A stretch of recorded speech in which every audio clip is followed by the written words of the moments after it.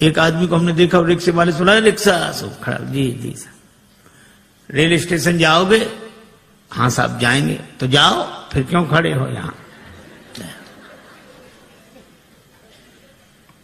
महाराज 2 आदमी एक cycle rickshaw पे बैठे 1.5 घंटे तक, और उतरे तब उसे अठन्नी दे दी। वो बोला बाबूजी कम है। तो क्या बोले? कम है, हैं? अपना मकान लिख दे तुम्हारे नाम, जमीन लिख दे, कम है। दूसरा क्या कहते? अरे ये छोटे लोग, इनके मुंह मत लगो, चलो। और वो क्या कर, अठन्नी लेना कि नहीं? तुम नहीं, वापस दे दे मुझे। बेचारा चुप होकर रह गया, क्या करे। पर ऐसी परिस्थिति में भगवान राम केवट को आदेश नहीं देते कि नाव लाओ, केवट से नाव मांगते हैं। मानो श्रमिक के श्रम का सही मूल्यांकन भगवान ने किया कि नाव पर तो तुम्हारा अधिकार है, तुम अगर चाहो तो हमें पार उतार सकते हो, हम नाव मांग रहे। केवट ने सुना तो आंखों में आंसू आ गए, हृदय भाव से भर गया, क्योंकि उस बेचारे ने तो जिंदगी भर आदेश का स्वर सुना था, पर कोई नाव पहली बार मांग रहा था, और नाव मांगते देखकर उसके मन में निश्चय हो गया कि ये नर रूप में नारायण है।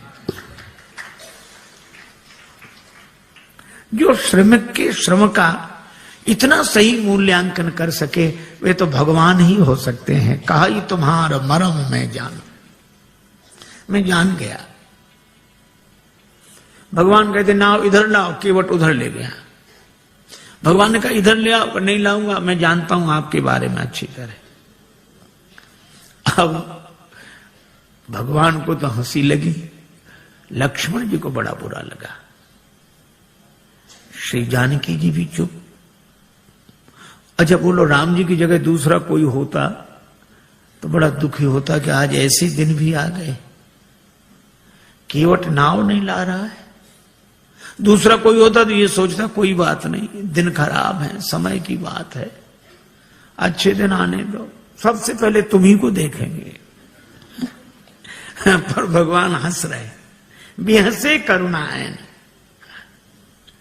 गम को सहने में भी कुदरत ने मजा रखा है। एक कवि ने कहा कि दिल दे तो इस मिजाज का परवरदिगार दे, जो रंज की भी घड़ियां खुशी से गुजार दे। भगवान मुस्कुरा रहे हैं, केवट नाव के लिए मना कर रहा। एक महात्मा से किसी ने कहा कि हम बहुत परेशान रहते हैं और परेशानी से मुक्त होने का उपाय बताओ। महात्मा बोले शान से परे हो जाओ, परेशान रहोगे ही नहीं। ये परेशान तो शान ही किए, हमें मना कर दिया, हमको हमको हमको, और हमारे लिए तो हम ही परेशान किए हैं। भगवान मुस्कुरा रहे हैं। और केवट क्या कर, हम आपके बारे में अच्छी तरह जानते हैं। ये जानना तो वैसे हुआ, एक अध्यापक ने अपने विद्यार्थी से कहा कि तुम्हारे पिताजी 5,000 रुपए हमसे उधार लें 3 रुपए प्रति सैकड़ा ब्याज की दर से, तो 6 महीने बाद कितना लौटाएंगे, हिसाब लगाकर बताओ। सो विद्यार्थी बोला सर 1 नया पैसा नहीं।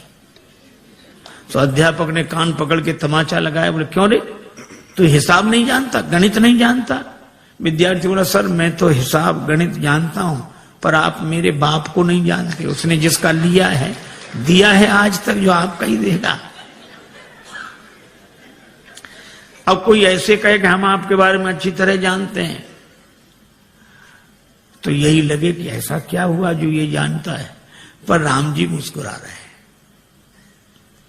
बेहसे, और श्री लक्ष्मण जी जानकी जी की ओर देखकर मुस्कुराते कि तुम भी मुस्कुराओ, काहे को ऐसे उदास क्यों हो। भगवान ने लक्ष्मण जी से कहा कि लक्ष्मण, ऐसा विचित्र भक्त देखा जिसे मैं बुलाऊं और ना आवे। लक्ष्मण जी तो मौके की तलाश में थे, खींच रहे थे। लक्ष्मण जी ने कहा कि प्रभु आपके जितने भक्त होते सब ऐसे ही होते, जो आपका कहना न माने वही आपके भक्त। भगवान ने कहा यही विचित्र भक्त है, दूसरा कौन? का दूसरे सुमंत जी। सुमंत जी रथ में बैठे, ये नाव में बैठा। सुमंत जी को भेजते हो कि अयोध्या जाओ, और केवट को बुलाते हो कि नाव लेकर आओ। तो जिसे भेजते हो वो जाता नहीं, और जिसे बुलाते हो वो आता नहीं है। न ये कहना माने न वो कहना माने। और लक्ष्मण जी के इस व्यंग पर जानकी माता भी मुस्कुराई, राम जी को भी हंसी आई। पर राम जी ने कहा, लक्ष्मण, किसी दुकानदार का सगुन सवेरे सवेरे बिगड़ जाए, उधार मांगने वाला आ जाए, तो बेचारा क्या सोचता है कि कहां से कहां तुम सवेरे सवेरे आ गए, अब दिन भर उधारी का ही सामना करना पड़ेगा, सगुन बिगड़ गया। तो भगवान श्री राम जी ने कहा कि लक्ष्मण, इसी तरह मेरी यात्रा का सगुन बिगड़ गया। जब मैं चला तो वनवास केवल मेरे लिए हुआ था। 14 वर्ष राम वनवासी। लक्ष्मण तुम्हारा भी वनवास नहीं था, श्री सीता जी का भी वनवास नहीं था। तो मैंने तुम दोनों को मना किया कि नहीं कि हमारे साथ वन मत चलो? दोनों बोले हाँ किया तो था। राम जी बोले तो फिर आप दोनों ने हमारा कहना माना? दोनों बोले नहीं माना। राम जी बोले हम तभी समझ गए थे कि जब यात्रा के शुरू में ही हाल है, जब अपने घर के ही लोग कहना नहीं मान रहे तो आगे जितने मिलेंगे सब ऐसे ही मिलेंगे। पर भगवान ने कहा कि श्री लक्ष्मण और श्री जानकी जी से कि आप दोनों ने कहना इसलिए नहीं माना क्योंकि मेरे प्रति प्रेम है, प्रेम के कारण कहना नहीं माना। तो मुझे लगता है कि केवट भी प्रेमी ही होगा, वो भी कहना नहीं मान रहा है। लक्ष्मण जी ने कहा इसमें प्रेम तो दिख नहीं रहा है। भगवान ने कहा केवट के जीवन में प्रेम का दर्शन है, प्रेम का प्रदर्शन नहीं है। जैसे हम लोगों का होता है, जो मिले उसी से, अरे आप तो हमें प्राणों से अधिक प्रिय हो। सच कह रहे हैं, प्राणों से अधिक प्रिय। और एक से ही नहीं कहेंगे, दूसरे से कहेंगे थोड़ी देर बाद फिर, अरे भैया प्राणों से ज्यादा प्रिय हो। दिन में 10-20 से कह देते प्राणों से अधिक प्रिय हो। ये तो भगवान की बड़ी कृपा है कि प्राण ये सुनकर नाराज नहीं होते। नहीं कहीं प्राण नाराज हो जाए कि हमसे ज्यादा प्रिय है तो इन्हीं को रखो, अब हम जा रहे हैं, कोई नहीं कहेगा। केवट के जीवन में प्रेम का दर्शन है। लक्ष्मण जी ने कहा कि महाराज इसका प्रेम तो आप ही समझो। अच्छा केवट क्या सोच रहा है? केवट जान गया है कि आप भगवान हैं, पर केवट कहता है कि आपको कोई रोक नहीं सका। जनकपुर वाले जनकपुर में नहीं रोक सके, आप अयोध्या आ गए। अयोध्या वाले अयोध्या में नहीं रोक सके, आप श्रृंगवेरपुर आ गए। और श्रृंगवेरपुर के राजा श्रृंगवेरपुर में नहीं रोक सके, आप गंगा जी किनारे आ गए। और अगर मैं भी आपको नाव में बिठाकर पार कर दूंगा तो फिर मेरी भी क्या हिम्मत जो मैं आपको रोक लूं। तो उपाय यही अच्छा है, न नाव लाऊंगा न पार करूंगा, अपने आप रुके रहोगे। कहा ही तुम्हारा मर्म में जाना।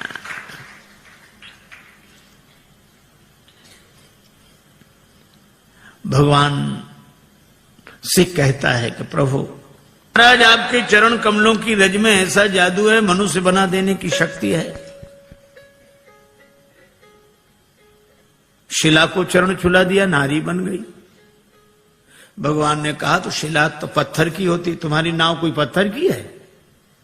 केवट बोला वाह महाराज, शिला तो देर में बनी होगी, ये तो लकड़ी तो पत्थर से कोमल होती है। पाहन ते बन बाहन काठ को कोमल है, जल खाई रहा है। ये तो और जल्दी बनेगी, पानी में पड़ी हुई लकड़ी और कोमल होगी। भगवान ने कहा क्या उपाय क्या है, क्या चाहते हो? केवट बोला हम क्या चाहते हैं, आप पार जाना चाहते हो कि नहीं?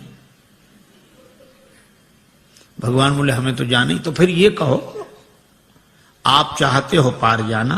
हाँ, तो जो प्रभु पार अवश्य गा चाहो, मोहि पद पदुम पखारन कहो। अपने चरण कमल धोने के लिए कहो। भगवान ने कहा कि वैसे काम नहीं बनेगा। केवट बोले कैसे बनेगा? ये नाव बनेगी नारी यहां गंगा जी किनारे, और जब नारी बनेगी तो घर में बैठेगी। लेकिन जब ये घर में बैठेगी तो घर में जो पहले से बैठी है वो, उसको तो लगेगा कि नहीं कि नाव नारी बन गई, वह तो सोचेगी नाव बेचकर दूसरा विवाह करके लाया।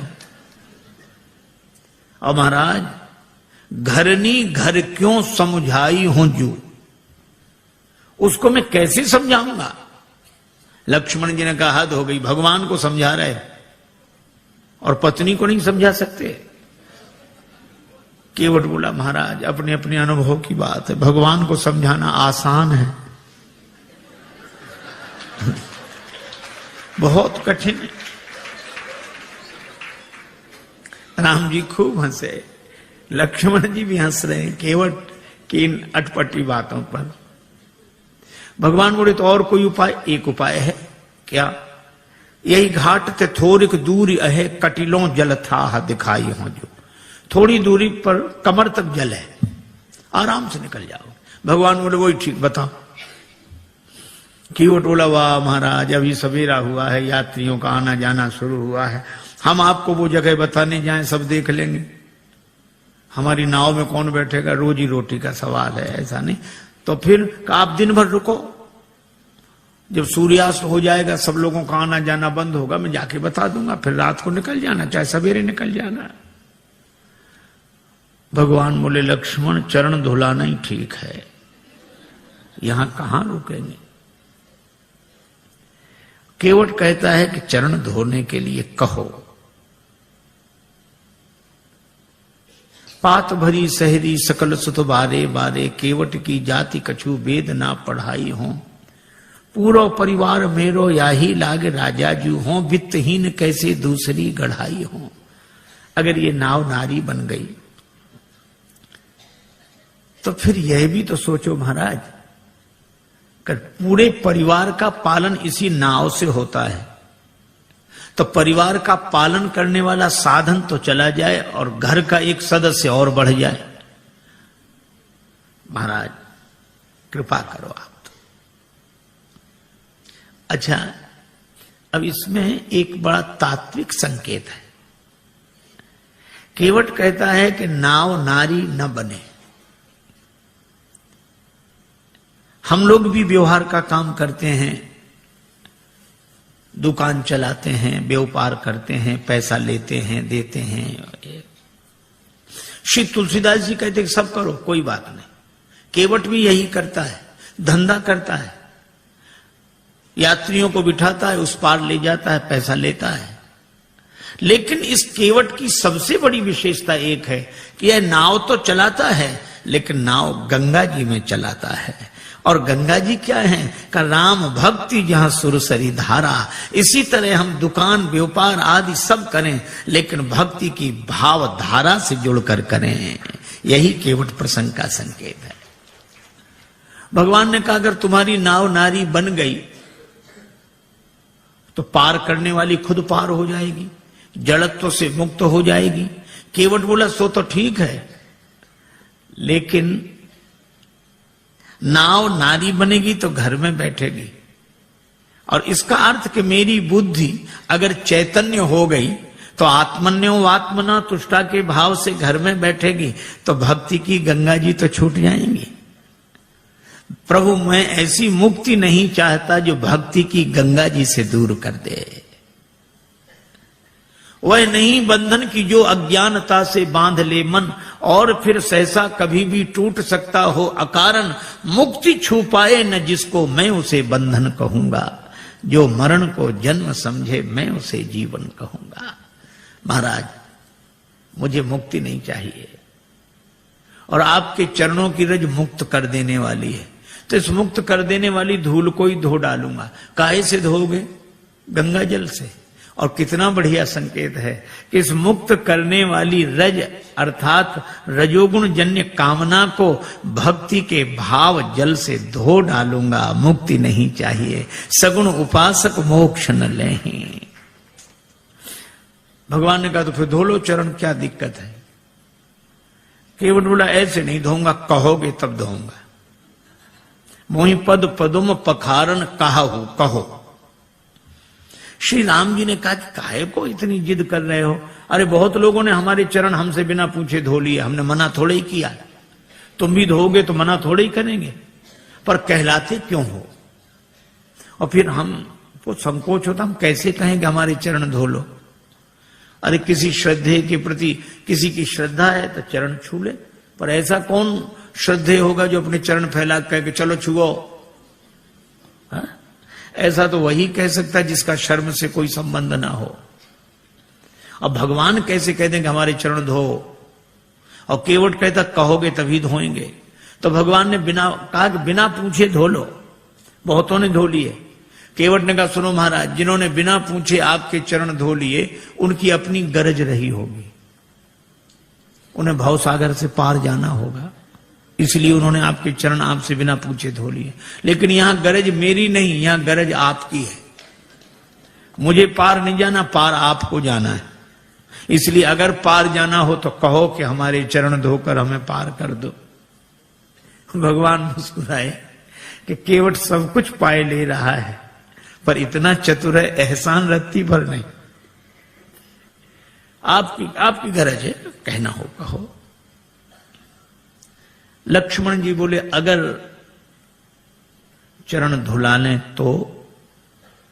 लक्ष्मण जी बोले सुन, पहली बात सुन, भगवान से भी बहस कर रहा है, कहीं भगवान नाराज हो गए तो वापिस चले जाएंगे।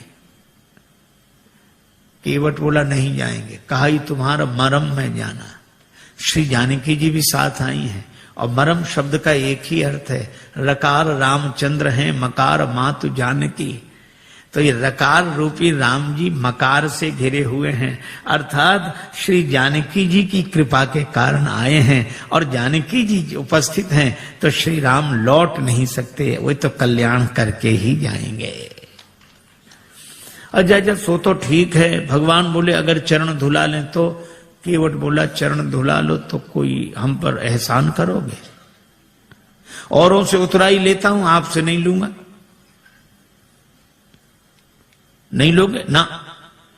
पद कमल धोए चढ़ाई नाव, ननाथ उतराई चहो।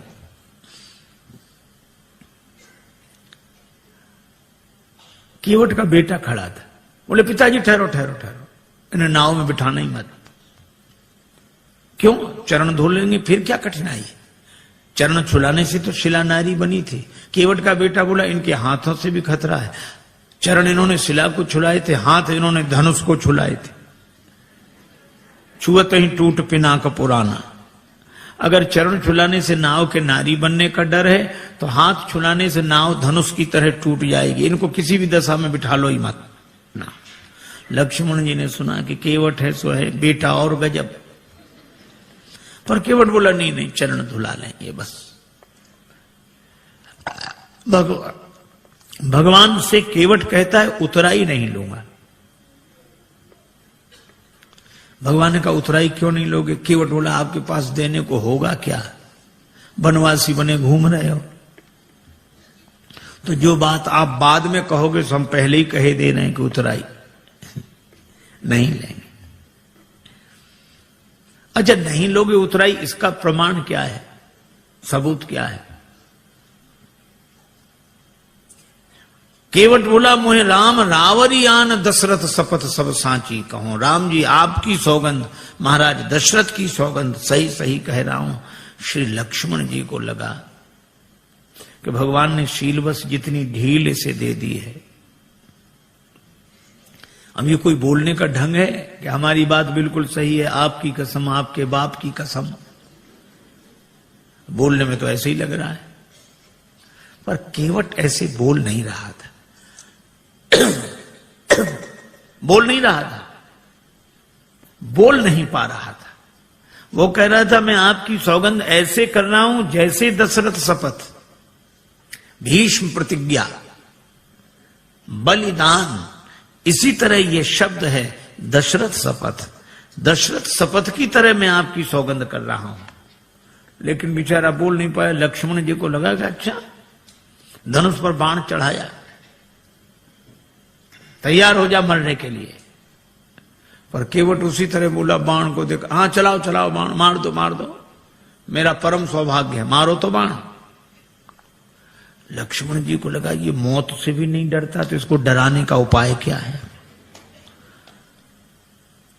तेरा परम सौभाग्य कैसे? केवट बोला, अभी थोड़ा ही पता लगेगा, मर जाऊंगा फिर जांच होगी,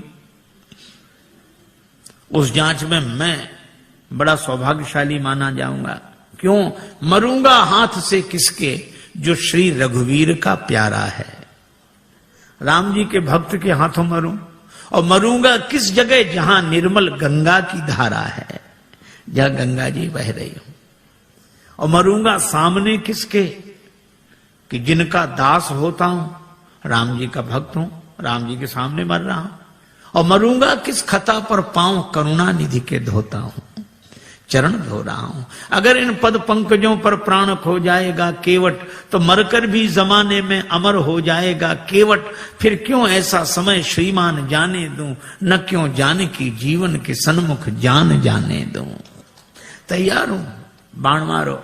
सरकार को प्राण न ते प्रिय बंधु, वही मोहे बाण ते मारत है।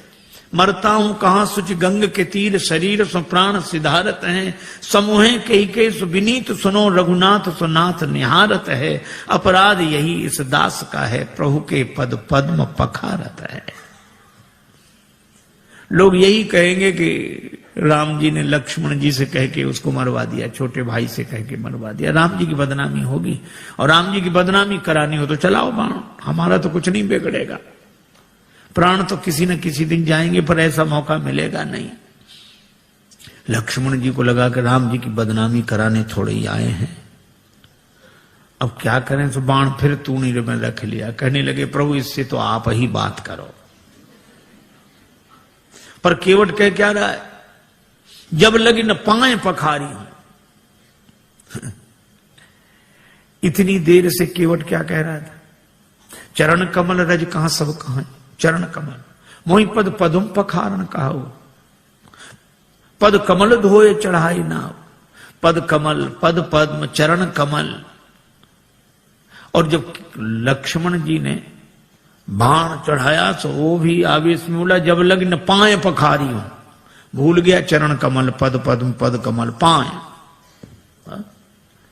जो स्वाभाविक होता है वो ऐसे अवसर पर निकल पड़ता है। एक आदमी किसी गांव में गया, वो गांव वालों से पूछता, क्यों भैया ये गांव रामपुरा है? तो गांव के लोग, बुंदेलखंड की घटना, ये रामपुरा है? तो गांव वाले कहें हाओ। अब वो समझे नहीं कि हाओ है कि रामपुरा। फिर दूसरे से पूछा, भैया रामपुरा हाओ। तीसरे से पूछा, रामपुरा हाओ। अब सब कहें हाओ। एक आदमी पढ़ा लिखा दिखा, उसने कहा कि भाई साहब ये गांव रामपुरा है? उसने कहा जी हां। हाँ, अब समझ में आया, यहां सब लोग हाओ हाओ करते थे, आपने जी हां कहा। तो वो बोला कि जो बिना पढ़े लिखे लोग हैं वे हाओ हाओ करते हैं, और जो पढ़े लिखे हैं वे जी हां ऐसे बोलते हैं।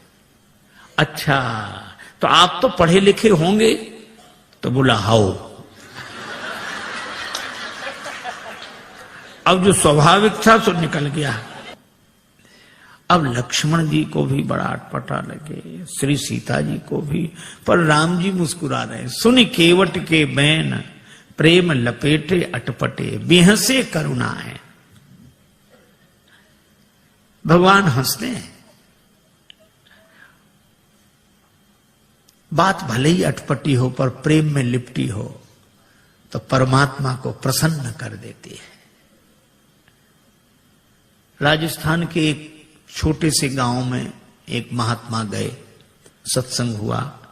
एक सत्संगी नित्य आते थे। एक दिन उन्होंने प्रार्थना की कि महाराज यहां से और ज्यादा इंटीरियर में हमारा छोटा सा गांव है, मां आ नहीं सकती, उनको दर्शन देने चलो। महात्मा ने कहा ठीक चलते हैं। एक दिन गए, उस व्यक्ति ने मां से कहा कि मां महात्मा आए, प्रणाम करो। तो बुढ़िया श्रद्धालु तो थी, लेकिन अपने टूटी फूटी मारवाड़ी बोली में बोली, गोरुजी थारे खुर छू। अब एक तो गुरुजी को गोरू जी कह रही थी और चरणों को खुर। महात्मा को बड़ा अटपटा लगा। अभी तो रोज चरण कमल सुनते थे, अब चरण भी कहती तो ठीक, पांव भी कहती तो ठीक, खुर। खुर तो पशुओं के होते हैं।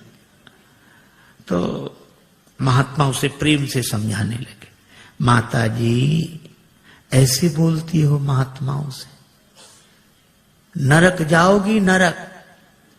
बुढ़िया इतनी सरल थी, वो ये भी नहीं जानती थी कि नरक क्या होता।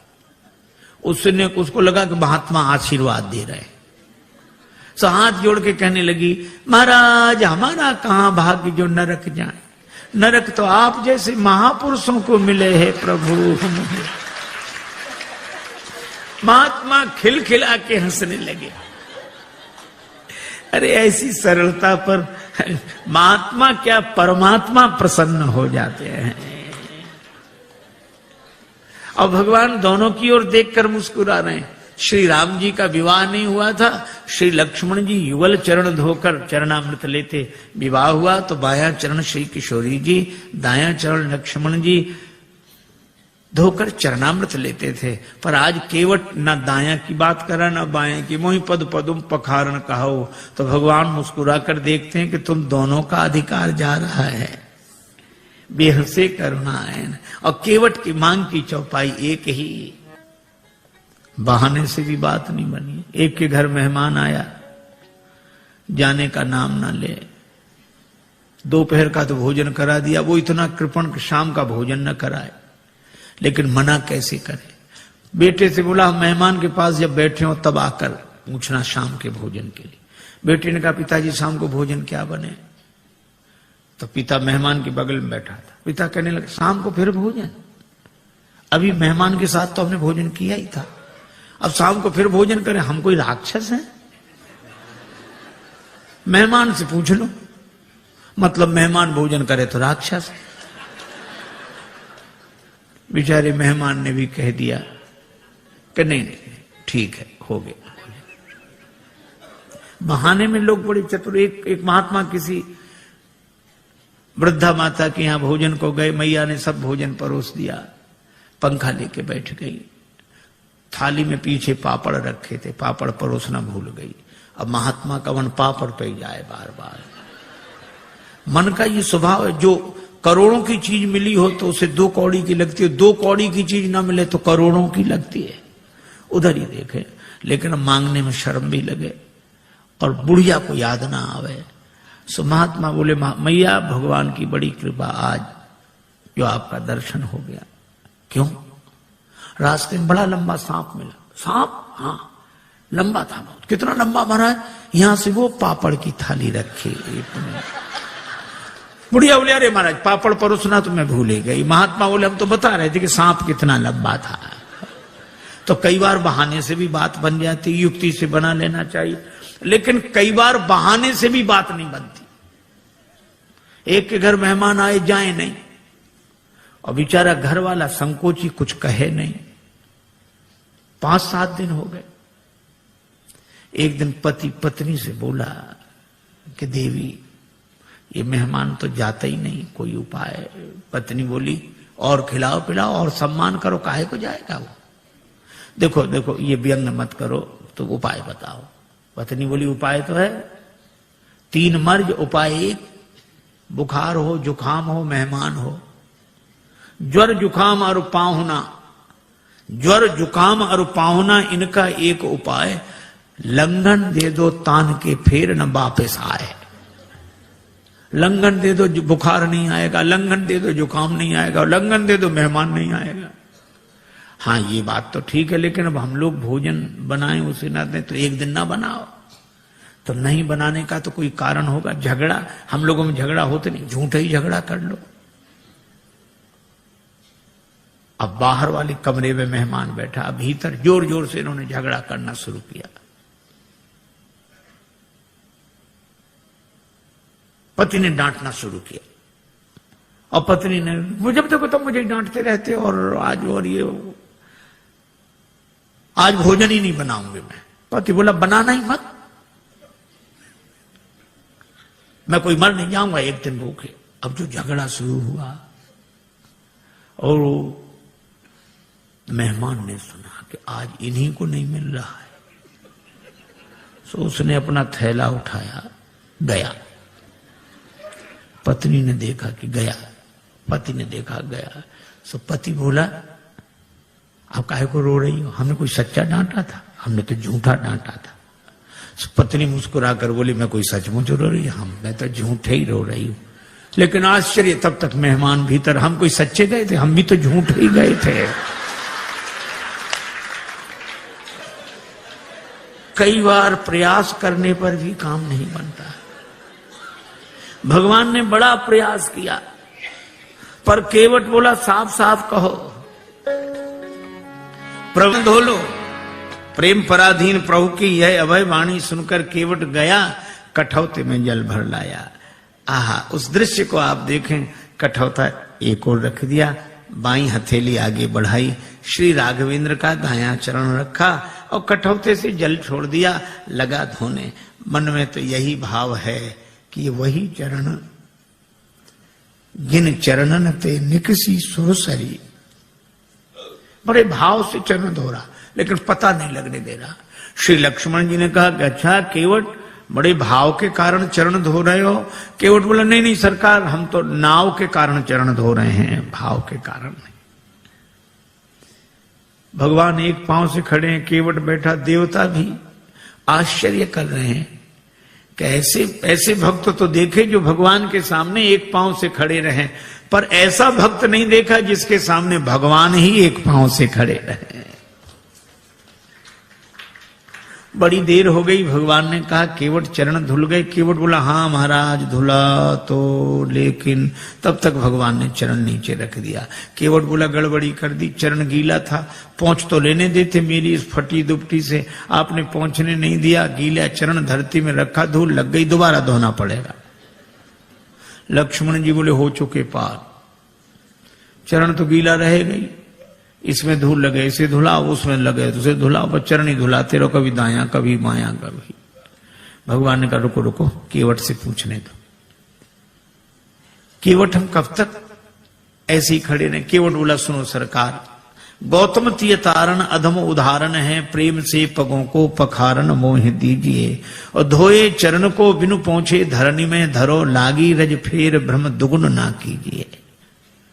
दोबारा मेरे भ्रम को उत्पन्न न करें। रेखन में जड़े कण केते देख देख धोऊं। भगवान बोले हम एक पांव से कब तक खड़े रहें? आप एक पगते खड़े याते न खीजिए। जिन विचार जो एक ही पांव होता वे भी तो किसी का सहारा लेकर खड़े रहते हैं, वृक्ष का, डाली का, किसी आदमी का, लाठी का।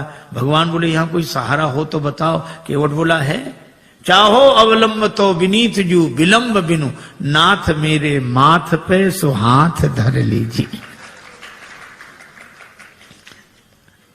भगवान कहते हैं कि देखो कैसी चतुराई है। लोग कहते हैं हमें सहारा मिल जाएगा अगर हमारे माथे पे हाथ रख दोगे, पर केवट कहता हमें नहीं, अगर आपको सहारा चाहिए तो हमारे माथे पे हाथ रखो। भगवान ने केवट के माथे पर हाथ रखा तो बरस सुमन सुर सकल सिहाही, यही सम पुण्य पुंज को नाही। चरण धुले। भगवान ने कहा भैया चरण तो धुल गए, हाँ तो अब पार करो। केवट बोला अभी नहीं, आपके लिए घाट का नियम थोड़ा ही तोड़ दूंगा। नियम क्या है? जो पहले आते हैं उन्हें पहले पार करता हूं, बाद वालों को बाद में। भगवान ने कहा तो हम ही तो आए यहां पहले, और पहले से कौन है जो पार ना हुआ हो? हमें तो नहीं दिखाई दे रहा। केवट बोला अगर आपको दिखाई पड़ ही गए होते तो पार ही ना हो गए होते। कौन है? हमारे पूर्वज। तो तुम्हारे पूर्वजों का उद्धार कैसे होगा?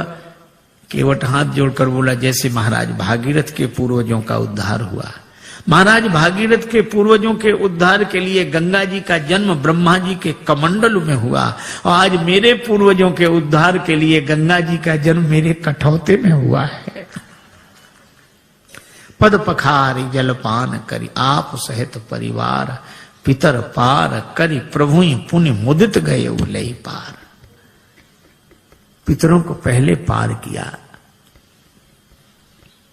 ये देखो प्रसंग कितना सुंदर संकेत करता है। श्रद्धा से एक शब्द बना है श्राद्ध।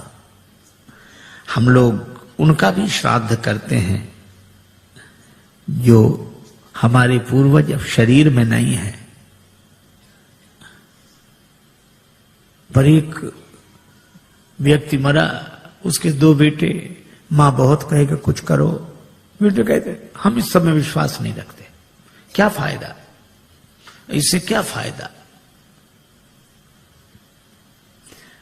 मां ने एक दिन कहा कि पिता की अस्थियां गंगा जी में ही छोड़ आओ, 16 किलोमीटर दूर है, इससे क्या फायदा। मां बोली कि तुम विश्वास नहीं करते, पर जिनकी अस्थियां हैं वे विश्वास करते थे। छोटा बेटा बोला ठीक है हम चले जाएंगे। साइकिल से गया, थैले में पिता की अस्थियां लेकर 12 किलोमीटर दूर गया। एक नाला बह रहा था, कहां जा रहा, 4 किलोमीटर बाद गंगा जी मिल जाता है। बेटे ने सोचा नाला जा ही रहा, हमारे जाने की क्या जरूरत, वहीं छोड़ दी पिता की अस्थियां। लौट आया, मां ने कहा क्यों, पहुंच गई होंगी। रात्रि को उस व्यक्ति ने स्वप्न दिया कि ऐसे मूर्ख बेटे को भेजा, हमारी अस्थियां नाले में डालकर आ गया। मां ने बेटे को बुलाकर डांटा, क्यों रे पिता की अस्थियां नाले में डाल आया। बेटा बोला तुमसे किसने कहा, तुम्हारे पिताजी आए थे रात को सपना देने। तो भी उसने अपनी गलती स्वीकार नहीं की। बोला पिताजी का तो जिंदगी भर दिमाग खराब रहा, मरने के बाद भी पागलपन गया नहीं है। मां ने डांट कर कहा क्या पागलपन है। बेटा बोला 12 किलोमीटर इधर लौटकर सपना देने तो आ सकते थे, 4 किलोमीटर उधर नहीं जा सकते थे। यह हाल है। आज रक्त के संबंधों का पहले जैसा अर्थ नहीं है। आज रक्त के संबंधों का पहले जैसा अर्थ नहीं है। तर्पण भी मिल ही जाएगा, ऐसी भी कोई शर्त नहीं है। लेकिन केवट का प्रसंग हमें सिखाता है, पितर पार करी प्रभु पुण्य मुदित गए लई पार। और भगवान के चरण कमलों को देखकर गंगा जी भी हर्षित हैं। इन्हें तज ब्रह्म कमंडल में अटकी रही भटकी शिवशीष, वर्ष केते बिताए हैं। और जो चरण छूट गए थे, केवट ने वही चरण फिर आ मिलाए हैं। केवट ने भगवान को नाव में बिठाया। अब कह रहा है गंगा जी की बालुका में पहले श्री सीता जी, फिर श्री राम जी, फिर निखात राज गुह, फिर श्री लक्ष्मण जी। केवट ने उतरकर दंडवत किया, चरण पकड़े। लक्ष्मण जी बोले वाह, उस तरफ तो अकड़ रहे थे, इधर तो चरण पकड़ रहे। केवट ने कहा वो तो घाट घाट का तरीका है, उधर पार नहीं किया था तो अकड़ कर रोक सकते थे, अब तो पार कर दिया तो चरण पकड़ कर ही रोक सकते हैं। पर भगवान को लगा कि इसे कुछ दिया नहीं।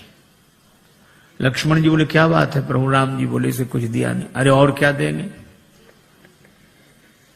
कठिनता से चरण धोकर मिले कुछ बिंदु विधि हर को, वो चरणामृत स्वयं केवट के घर जाकर लुटाते हैं। ब्रह्मा जी को जो अवसर मिला, शंकर जी को और जनक जी ने जो अवसर पाया, ये केवट को भी वही मौका मिला। और क्या दोगे। भगवान बोले धीरे बोलो लक्ष्मण, ने उतराई की कौन कहे, चरण धुलाई भी देनी पड़ेगी। चरण भी तो हमने अपने मतलब से ही धुलाए थे। लेकिन दें क्या, कुछ है नहीं। कितना अद्भुत है यह प्रसंग। श्री जानकी जी प्रिय ही की सी जान निहारी, मन मुंदरी मन मुदित उतारी। मन मुद्रिका उतार कर प्रभु को दी, आप दे दो उतराई। राम जी सोच रहे हैं कि हमारे हाथ में कुछ है नहीं, केवट को दें क्या। पर श्री जानकी जी ने मन में सोचा और कहा कि प्रभु, मन ही मन कहा कि प्रभु आपके उस हाथ में नहीं, इस हाथ में तो है। श्री राम जी ने कहा कि तुम्हारा हाथ मेरा हाथ कब से हो गया।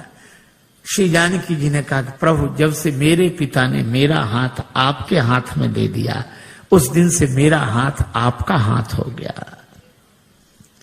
उतार कर अंगूठी दी। यह आदर्श दाम्पत्य प्रेम का अनुपम उदाहरण।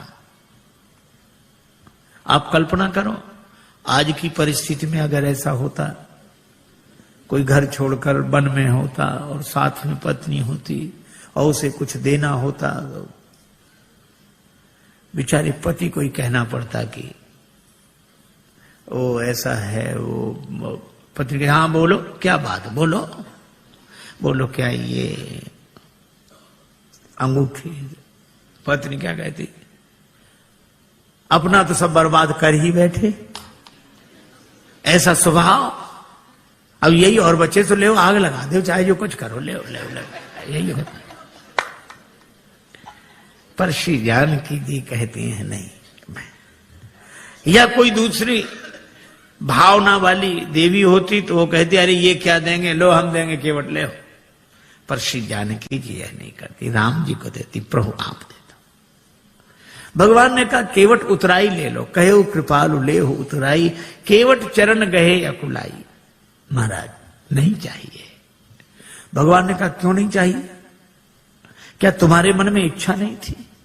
इच्छा थी तब मिल नहीं रहा था, और अब मिल रहा है तो इच्छा नहीं। भागती फिरती थी दुनिया जब तलब करते थे हम, और छोड़ दी हमने तलब तो अब बेकरार आने को है। अच्छा तो तुम्हारे मन में इच्छा क्यों नहीं रही? केवट बोला मैं आपसे मांगने के लिए तैयार खड़ा था कि कहां तक औरों के सामने हाथ फैलाता रहूंगा। राम जी से मांगूंगा तो फिर और किसी से मांगना नहीं पड़ेगा। मैं आपसे मांगने के लिए तैयार खड़ा था। भगवान ने कहा फिर हम बिना मांगे अंगूठी दे रहे हैं, क्यों नहीं दे रहे हो? केवट बोला मेरा विचार बदल गया। कहा क्यों? आपने आती नाव मांगी नाव। केवट बोला ये सुनते ही मेरा विचार बदल गया कि जो मुझसे ही मांग रहा हो, अब मैं उससे क्या मांगू?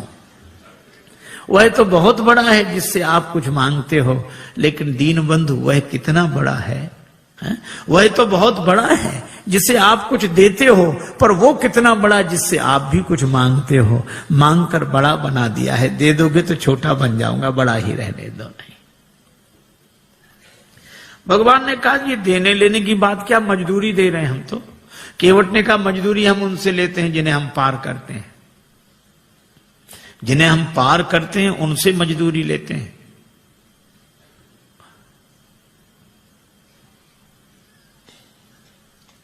हमने आपको पार नहीं किया। श्री राम जी बोले पार नहीं किया तो हम पार आए कैसे? केवट बोला यही तो हम पूछ रहे हैं, कैसे आए? भगवान बोले नाव से आए। केवट बोला नैया से आए। हाँ, ये नैया किसकी थी? केवट तुम्हारी। केवट बोला यही तो हम कह रहे हैं कि नैया तो हमारी ही पार लगी है। आप पार होने के लिए नहीं आए थे, हमारी नैया पार लगाने के लिए आए थे। आपने चरण रख दिया तो हमारी नैया पार लग गई। उतराई तो हमें देनी चाहिए, दे नहीं सकते तो ले कैसे लें? इसलिए प्रभु नहीं चाहिए। भगवान ने कहा कर ले लो। केवट बोला कि प्रभु वैसे भी नहीं ले सकते, हमारी आपकी बिरादरी एक है, हम लोग सगे भाई हैं। भगवान ने लक्ष्मण जी की तरफ देखा कि सुन रहे? लक्ष्मण जी बोले अभी क्या और मोह लगाओ भाई, पता नहीं क्या क्या बनेगा वो अभी। भगवान ने कहा लक्ष्मण अभी पूछते हैं। केवट से कहा कैसे भाई? केवट ने कहा कि मैं गंगा तट का माझी हूं, तुम भवसागर के केवट हो। मैं इस भव सरिता के तीर में हूं, मैं इस सुरसरी के तीर में हूं, तुम उस भव सरिता के तट हो। आपका भी काम पार करना, मेरा काम भी पार करना। तो मजदूर कहीं मजदूरों से मजदूरी लेते हैं भैया, मल्लाह कहीं मल्लाहों से मल्लाही लेते हैं भैया। भगवान बोले तो हम किसी का कर्ज नहीं रखते। केवट बोला हमारा रख लो। क्यों? चुकाने दोबारा तो आ जाओगे। भगवान बोले हम ना आए तो? केवट बोला हम वसूल करने आ जाएंगे। कहां वसूल करने आओगे? केवट ने कहा अपने को ऋणी समझते हो तो ऋण तुम वहीं चुका देना। मैंने तुमको है पार किया, तुम मुझको पार लगा देना। मैंने पार किया, उतराई नहीं ली। प्रभु आप भी पार कर देना। मेरे पास उतराई देने के लिए क्या होगा? भगवान का सो तो होगा ही, लेकिन ले लो। केवट बोला, आज मुझे क्या नहीं मिल गया नाथ? आज मैं कहा न पावा, मिटे दोष दुख दारिद्र दावा। दोष मिट गया, मेरे पितरों का उद्धार हो गया, तो पितृ दोष मिट गया। आप मेरी अटपटी बात सुनकर मुस्कुराने लगे तो मेरा दुख मिट गया, और आपने मुझसे नाव मांगी तो मेरी दरिद्रता मिट गई। सचमुच ये निराले भक्त होते हैं जो कुछ नहीं मानते। श्री बिंदु जी महाराज ने लिखा है, इश्क एक तरफा में यूं मशरूर हो जाऊंगा मैं, श्याम तुम होगे क्षमा काफूर हो जाऊंगा मैं। और मैं अगर मांगू जो तुमसे, मुझको तुम देना न कुछ, वरना फिर प्रेमी नहीं मजदूर हो जाऊंगा मैं अगर देखूं तो देखूं, मैं अगर चाहूं तो चाहूं, तुम ना मुझको चाहना। तुमने अगर चाहा तो फिर मगरूर हो जाऊंगा मैं अगर देखूं तो देखूं, तुम ना मुझको देखना। तुमने अगर देखा तो फिर मशहूर हो जाऊंगा मैं। और मैं अगर तड़पूं तो दृग से बिंदु टपकाना ना तुम, वरना आंखों से तुम्हारे दूर हो जाऊंगा मैं। कुछ नहीं चाहिए, कुछ नहीं चाहिए। लक्ष्मण जी ने कहा कि मैं कहता हूं।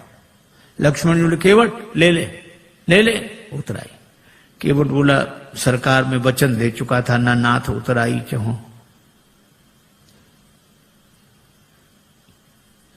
लक्ष्मण जी बोले, भगवान को भी वचन का प्रवचन दिए जा रहा है, ले ले उतराई, ले ले ले ले। केवट ने हाथ जोड़कर कहा, छोटे सरकार, हमारा वचन आपके बाण की तरह नहीं है जो धनुष पर चढ़ तो जाता है और फिर उतर जाता है। लक्ष्मण जी बोले, ये वचन कौन सा बाण से कम है? प्रभु आप ही बात करो इससे।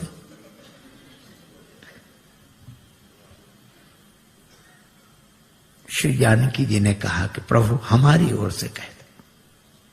बहुत कीन प्रभु लखन सिय।